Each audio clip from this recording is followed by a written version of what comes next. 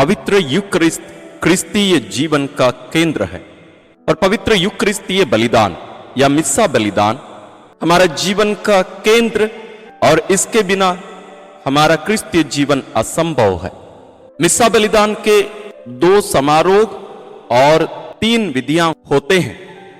पवित्र मिस्सा बलिदान के धर्म शिक्षा के यह दूसरा वीडियो है। इसमें हम प्रारंभिक विधि के पहले भाग के बारे में हम मनन करेंगे। पवित्र यूकरिस्त हमारे क्रिस्तीय जीवन का उद्गम और लक्ष्य है।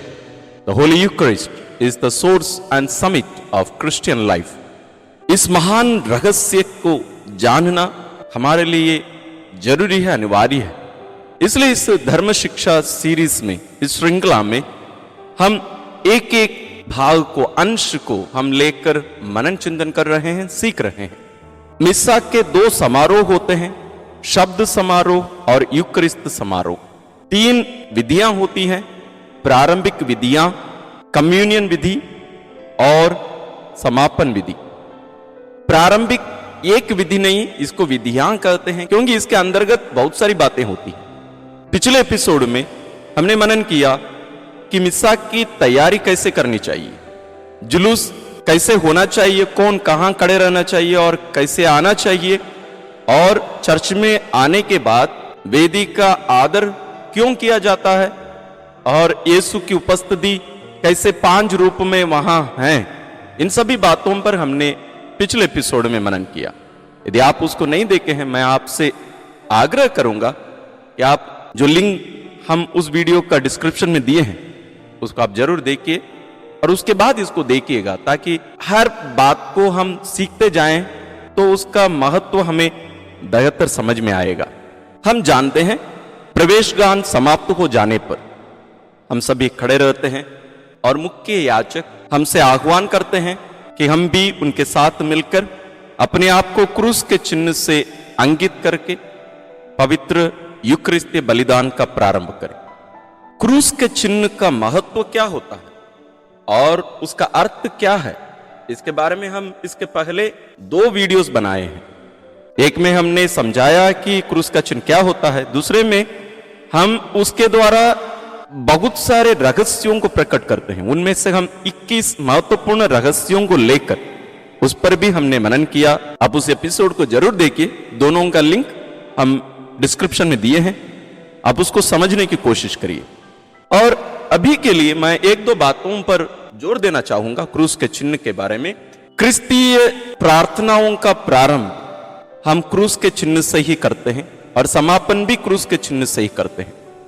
ना केवल प्रार्थना, हर कार्य एक क्रूस का चिन्ह सुसमाचार के रहस्य का सार हम कह सकते हैं। एक क्षण में पूरा रहस्य वहां संपन्न कर दिया जाता है।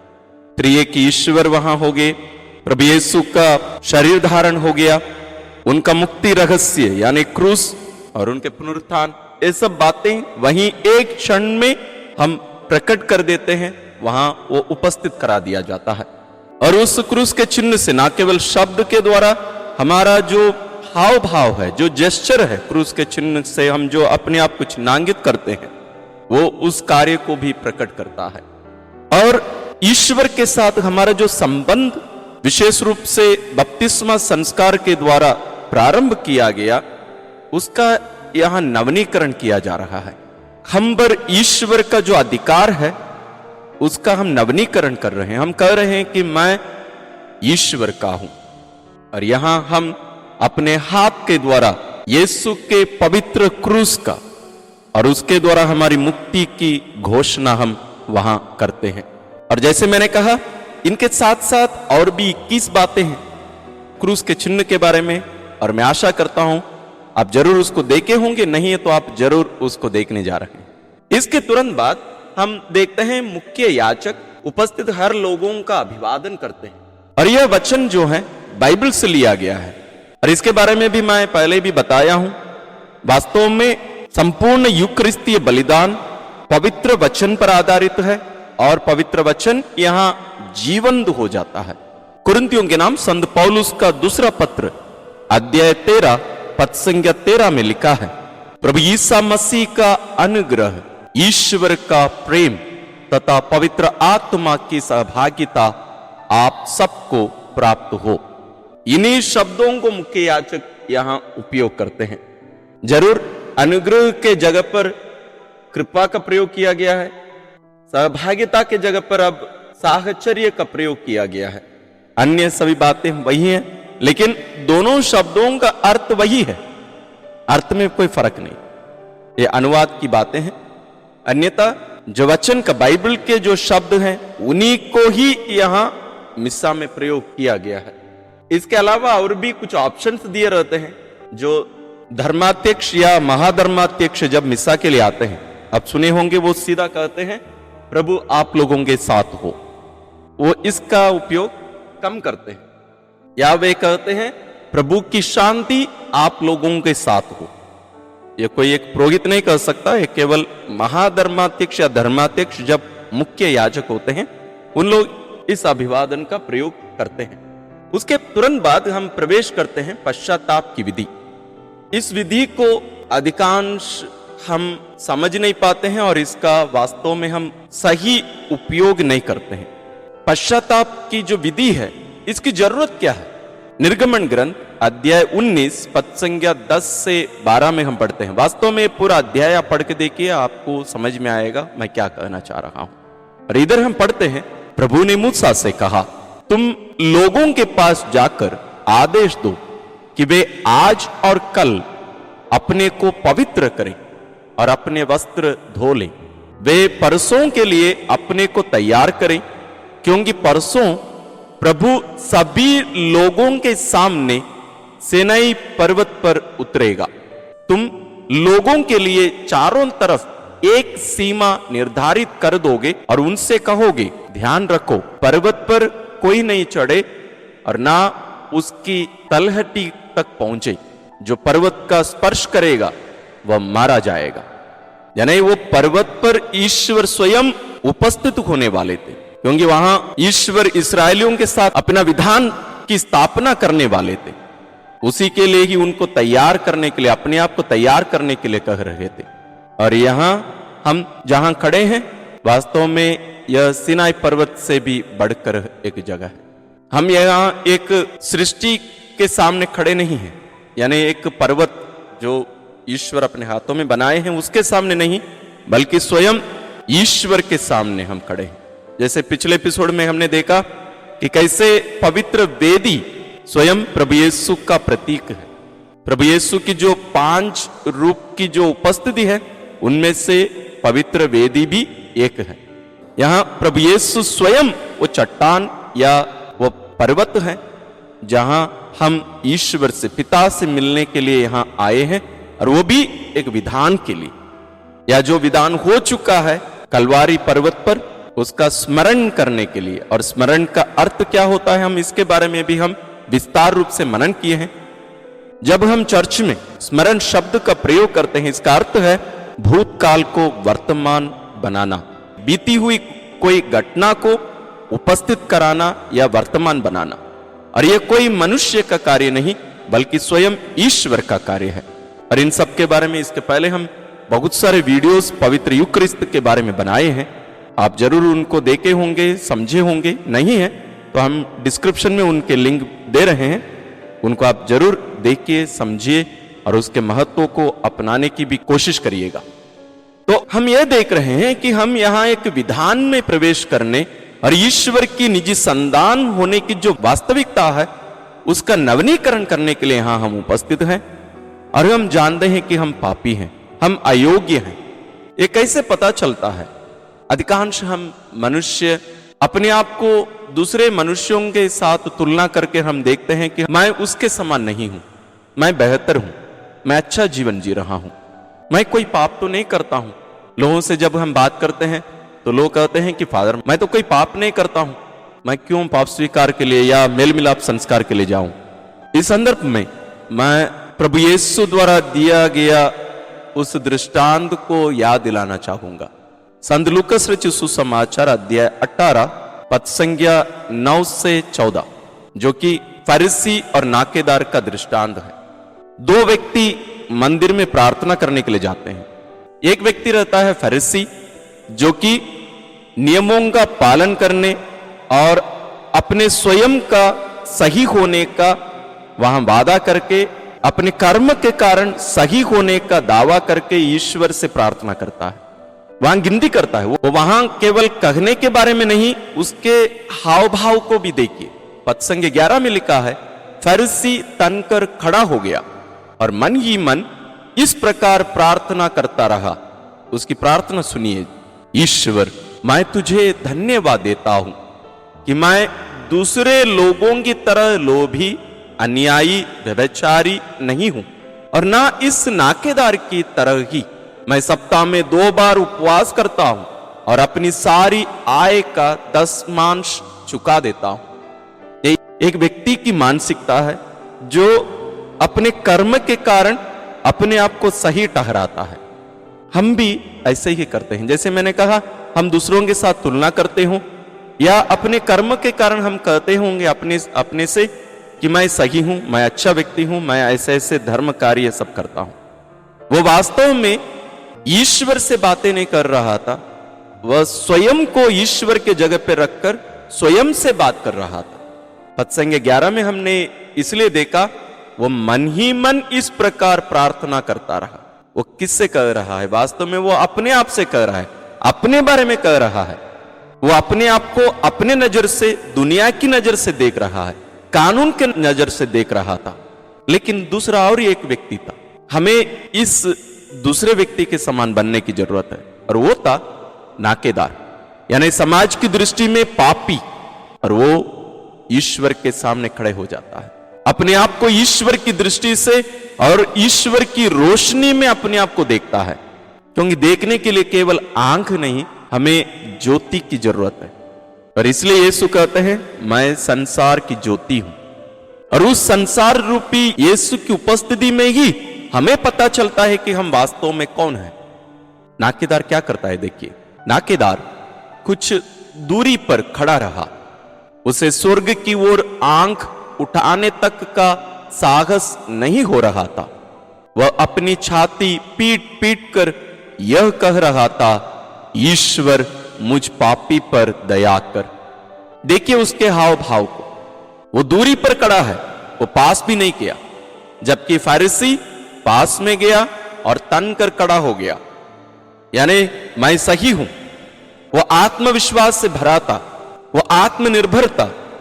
लेकिन यहां दूसरा एक व्यक्ति नाकेदार, समाज की दृष्टि में पापी, वो दूरी पर खड़ा रहा और स्वर्ग की ओर यानी ऊपर अपनी आंखें उठाकर नहीं देख रहा है, क्योंकि वो जानता था कि ईश्वर के सामने पापी है। ईश्वर की उस रोशनी से, ज्योति रूपी उस ईश्वर की दृष्टि से, उनकी उस ज्योति के द्वारा, उसकी सहायता से वो अपने आप को देख रहा था और पाया कि मैं पापी हूं। इसलिए ईश्वर से कहता है, ईश्वर मुझ पापी पर दया कर। वह यहां आकर अपने कर्म की गिनती नहीं कर रहा है। वो ये नहीं देख रहा है कि मैं कितना अच्छा व्यक्ति हूं या कितना बुरा व्यक्ति हूं, बल्कि वह अपना ध्यान पूर्ण रूप से ईश्वर पर लगा देता है और ईश्वर की उस नजर में, उनकी उस दृष्टि में, उनकी उस उपस्थिति में अपने आप को देखता है और पाता है कि मैं पापी हूं। और एक घटना मैं आपके सामने रखना चाहूंगा इसके लिए।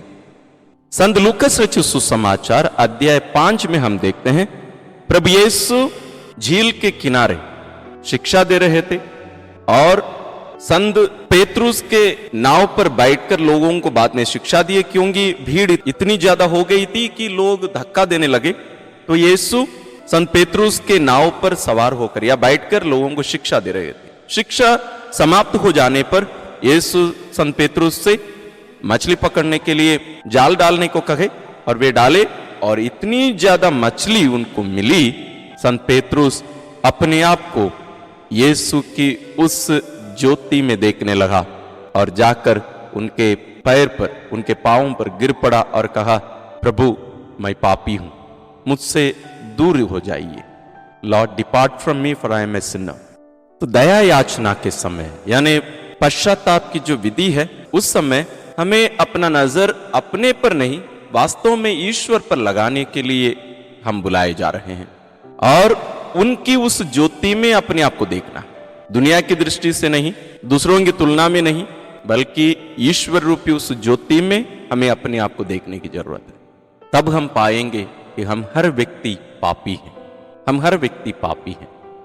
रोमियों के नाम संत पौलुस का पत्र अध्याय 3 पद संज्ञा 23 में हम पढ़ते हैं, सबों ने पाप किया और सब ईश्वर की महिमा से वंचित किए गए। यानी हम हर कोई पापी है, हर कोई पापी है, सबों ने पाप किया। ऐसा कोई भी व्यक्ति नहीं है जो पाप नहीं किया, मतलब सबों को मुक्ति की जरूरत है। लेकिन इस संदर्भ में मैं भी जोड़ना चाहूंगा, कुछ ऐसे भी व्यक्ति थे जो पाप नहीं किए। स्वयं प्रभु यीशु जो पूर्ण रूप से ईश्वर और पूर्ण रूप से मनुष्य हैं, और उनकी मां मरियम जो निष्कलंक जन्मी और निष्पाप रही। ये उनकी कोई शक्ति और क्षमता के कारण नहीं, बल्कि ईश्वर उन्हें जो कृपा दिए तो उनके अनुसार जीवन बिताई।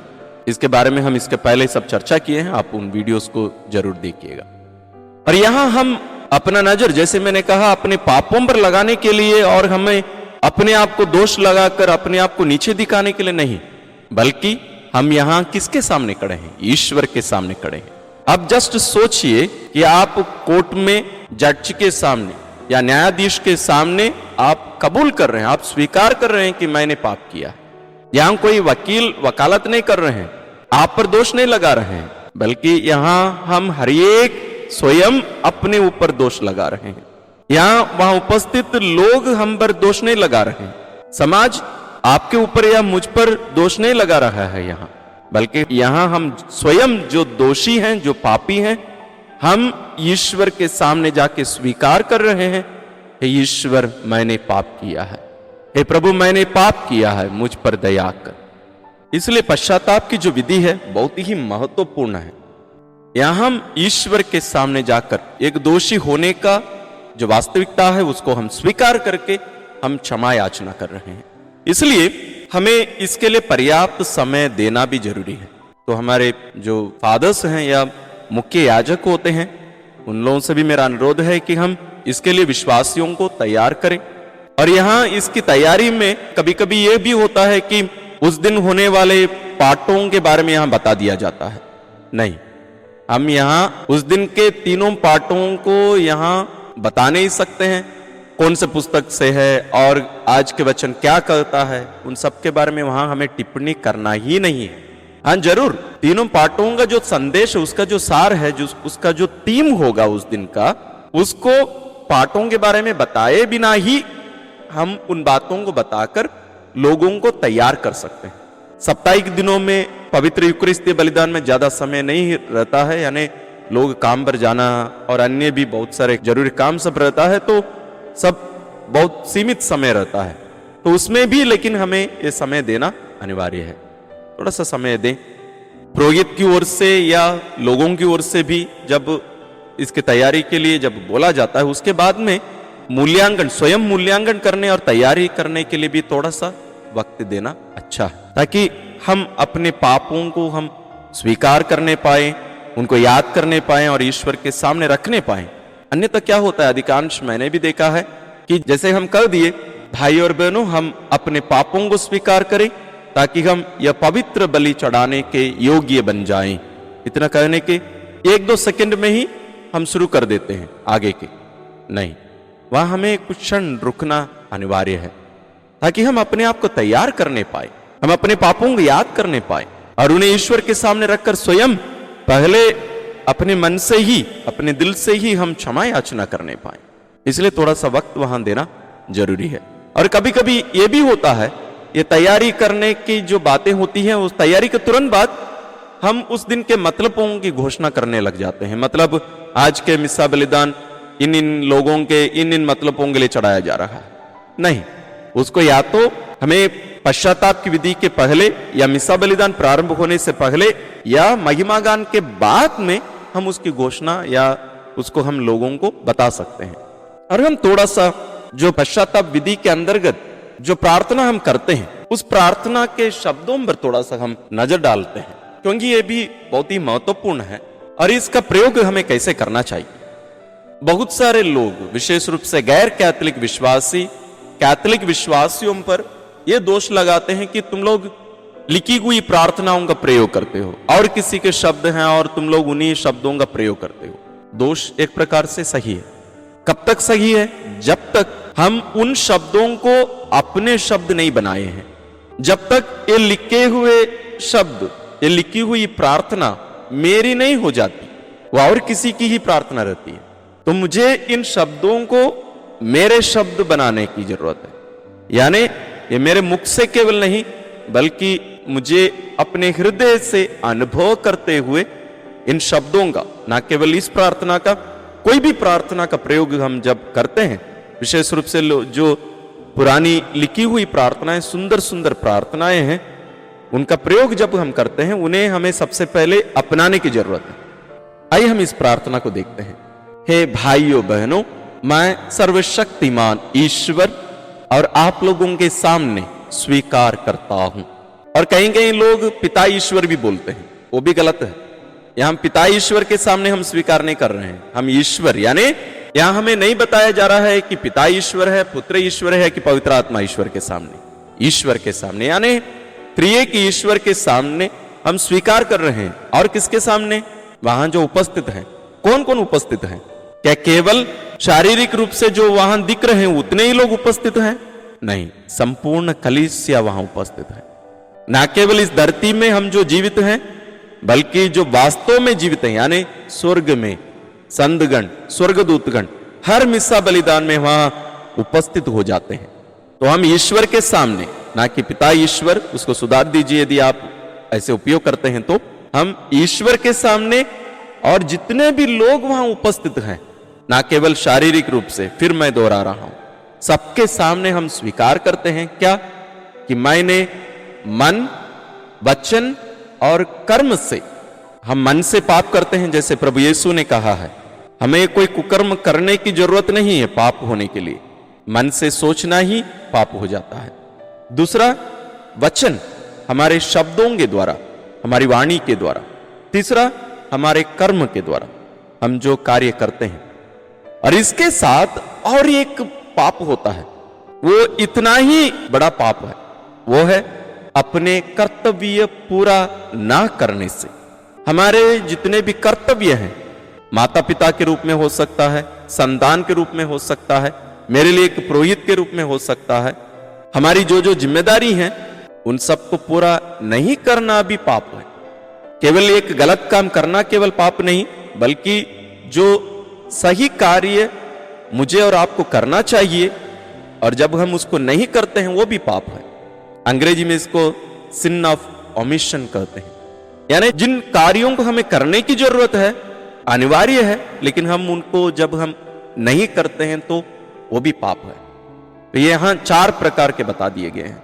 तो जब हम इन शब्दों का प्रयोग कर रहे हैं और अपने आप को तैयार कर रहे हैं, इसको अनुभव करके हमें बोलने की जरूरत है। और उसके बाद में, जैसे हिंदी में पहले ये नहीं था, अन्य भाषाओं में ये था, जैसे हम 3 बार ये कबूल करते हैं छाती पीट पीट कर, ये कहां से आया? हम पहले जो देखे उस नाकेदार व्यक्ति को करते। और हम कैसे कह सकते हैं कि यही सही है? क्योंकि वहां अंत में यीशु कहते हैं, यही व्यक्ति यानी वो नाकेदार पाप मुक्त होकर अपना घर गया। तो इसलिए उसके उस मनोभाव को जो यीशु स्वयं हमें सिखाए हैं कि हमें उस प्रकार का मनोभाव हमें होना चाहिए, इसलिए हम स्वीकार करते हैं। क्या कहकर? अपनी छाती पीटते हुए हम बोलते हैं, अपने कसूर से और अपने भारी कसूर से हमने क्या किया है? घोर पाप किया है। तो हम ऐसे 4 रूप में या इन माध्यम से हम पाप करते हैं। तो हमें इन सबको याद करने के लिए समय लगता है। जरूर हमें मिस्सा बलिदान के लिए जब हम आ जाते हैं तभी हमें इसकी तैयारी करने की जरूरत है, लेकिन यहां उपस्थित होकर यहां भी इस समय पश्चाताप की जो विधि है, उस समय में भी हमें अपने आप को तैयार करने की जरूरत है। उसके आगे हम क्या कहते हैं? इसलिए मैं नित्य कुंवारी धन्य मरियम से, सब स्वर्गदूतों, संतों और आप लोगों से, हे भाइयों बहनों, विनती करता हूं कि आप लोग मेरे लिए प्रभु ईश्वर से प्रार्थना करें। यहां देखिए, जैसे मैंने थोड़ी देर पहले कहा कि वहां हम ना केवल जो शारीरिक रूप से उपस्थित हैं, जो हमारे सामने दिख रहे हैं उन्हें केवल हम संबोधित नहीं कर रहे हैं, बल्कि जो वास्तविक रूप से उपस्थित है, ना केवल शारीरिक रूप से यानी आत्मिक रूप से। हम किनका किनका नाम ले रहे हैं? नित्य कुंवारी धन्य मरियम, सब स्वर्गदूतों, संतों, देखिए सभी वहां शामिल हो, यानी संपूर्ण कलीसिया के हर एक व्यक्ति। इसका अर्थ क्या होता है? इसके बारे में हमने एक सुंदर सा वीडियो बनाया है, संतों की सहभागिता, द कम्युनियन ऑफ सेंट्स। अब जरूर उस वीडियो को देखिए, जरूर वो थोड़ा सा लंबा है, लेकिन इन बातों को समझने के लिए वो जरूर आपको मदद करेगा। इसके बाद में क्या कहा जाता है? यहां हमें पुरोहित यानी मुख्य याजक हमें पाप क्षमा देते हैं, जरूर उन्हें वो अधिकार दिया गया है। यहां वो पुरोहित अपनी शक्ति से वो नहीं कर रहे हैं, बल्कि उन्हें जो अधिकार स्वयं यीशु ने दिया है, जो कि वास्तव में कलीसिया को यीशु ने दी है वो अधिकार, और उस अधिकार को कलीसिया के पुरोहित होने के कारण पुरोहिताभिषेक के समय हर पुरोहित को कलीसिया के द्वारा ईश्वर देते हैं उस अधिकार। और यहां के याजक होने के कारण, जैसे पिछले एपिसोड में भी हमने मनन किया कि मुख्य याजक और अन्य पुरोहित भी, लेकिन विशेष रूप से मुख्य याजक यहां प्रभु यीशु के नाम पर, प्रभु यीशु के रूप में यहां उपस्थित है, या प्रभु यीशु इस व्यक्ति के रूप में पूर्ण रूप से वहां उपस्थित है। इसलिए पुरोहित क्या कहते हैं? सर्वशक्तिमान ईश्वर हम लोगों पर दया करे और हमारे पाप क्षमा कर हमें अनंत जीवन प्रदान करे, आमीन। और यहां देखिए, ये ऐसा एक ही जगह है जहां पुरोहित स्वयं अपने लिए भी प्रार्थना करता है। कहने का मतलब आशीर्वाद के रूप में।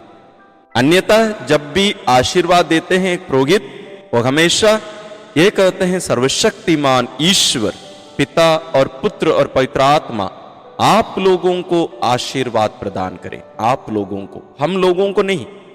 यानी पुरोहित स्वयं अपने आप को आशीर्वाद नहीं दे सकते, लेकिन यहां पश्चाताप की विधि में पुरोहित अपने आप को उसमें सम्मिलित कर लेते हैं, क्योंकि पुरोहित भी पापी है, वो भी अन्य लोगों के समान ही बनाए गए हैं। जरूर ईश्वर उस बुलाहट के अनुसार उन्हें विशेष अनुग्रह कृपादान देते हैं, लेकिन वो भी पापी है। इसलिए इब्रानियों के नाम पत्र अध्याय 4 और 5 में हम देखते हैं कि पुरोहित मनुष्यों से चुनाए जाते हैं, इसलिए उन्हें अपने लिए भी प्रार्थना करने की जरूरत होती है, अपने लिए भी बलि चढ़ाने की जरूरत होती है।